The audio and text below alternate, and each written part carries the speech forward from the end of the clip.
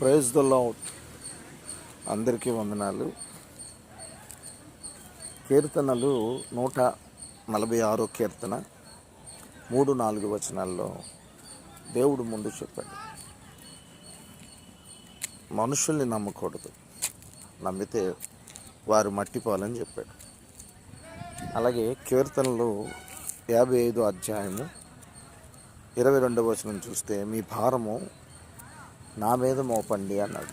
వారిని నీతిమంతుల గుంపులో ఉంచుతారని, నీతిమంతులు కదిలించబడరని దేవుడు చెప్తున్నాడు. ఈరోజు ప్రతి మానవుడు కూడా మనుషుల్ని నమ్ముతున్నాడా లేదా దేవుణ్ణి నమ్ముతున్నాడా? ఈరోజు ప్రతి గృహాల్లో శ్రమలు, యుద్ధాలు, బాధలు, శ్రమలు ఉన్నాయి. ఈరోజు అవన్నీ ఎలా వస్తున్నాయి? ఎందుకు వస్తున్నాయి? ఈ లోకంలో ఉన్నవాడు మనుషులు స్నేహం చేయమని మిమ్మల్ని బాధ పెడుతున్నాడా? అయితే ఆ శ్రమలు, బాధలు సాతాను వల్ల వచ్చాయి.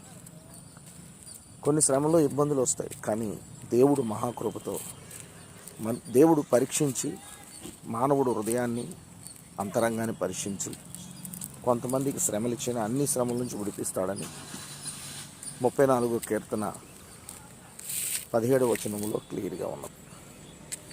ప్రతి ప్రార్థనకి విడుదలిస్తారని చెప్తున్నాడు దేవుడు. ఈరోజు నేను చెప్పేదల్లా ఒకటే,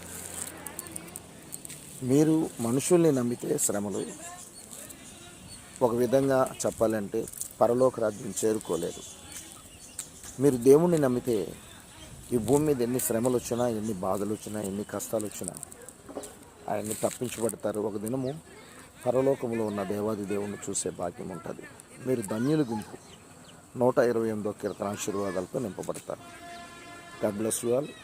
ప్రతి ఒక్కరికి నేను చెప్పేదల్లా ఒకటే, మనుషుల్ని నమ్మొద్దు, దేవుణ్ణి నమ్మండి. ఆ దేవుడు ఎలా ఉంటాడు, ఆయనకున్న లక్షణాలు ఏంటి? పాపము లేని దేవుడుగా ఉండాలి. ప్రతి ఒక్కరూ ఏ గ్రంథం చదివినా చదవండి, అన్వేషించండి. పరిశుద్ధుడిగా ఉండాలి దేవుడు. God bless you all. Praise the lord.